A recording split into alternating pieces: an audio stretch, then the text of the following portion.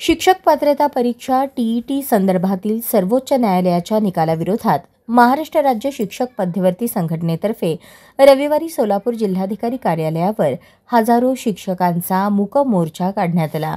राज्य शासनाने उत्तर प्रदेशप्रमाणे सर्वोच्च न्यायालयात पुनर्विचार याचिका दाखल करावी अशी प्रमुख मागणी या मोर्चातून करण्यात आली।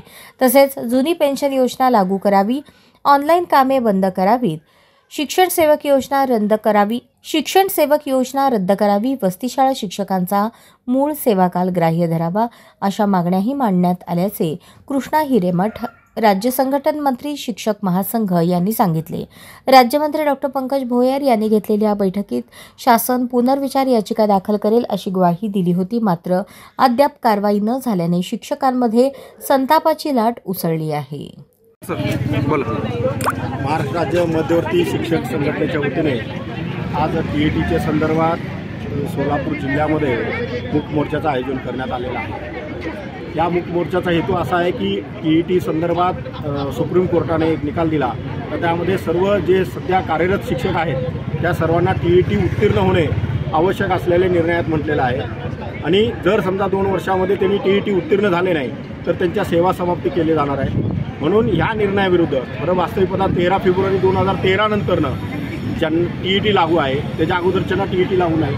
म्हणून या महाराष्ट्र शासनाने पुनर्याचिका दाखल करण्यासाठी आणि महाराष्ट्र शासनाचं या समस्त शिक्षक वर्गांकडे लक्ष वेधण्यासाठी हा भव्य असा मूक मोर्चा आयोजित केलेला सोलापूरमध्ये।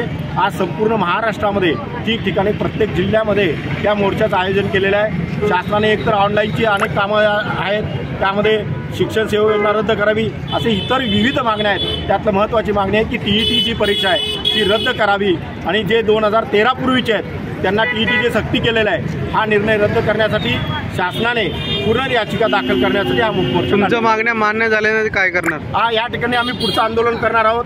जर समजा शासनाने आमच्या मागण्या मान्य केल्या नाही, पुनर्याचिका दाखल केली नाही तर पुढच्या आमच्या आंदोलनाचे टप्पे ठरलेले आहेत। त्यानंतर शासनासमोर प्रत्येक जिल्ह्यामध्ये बेमुदत उपोषण या ठिकाणी शिक्षक करतील आणि शिक्षक मोठ्या संख्येने रस्त्यावर उतरतील।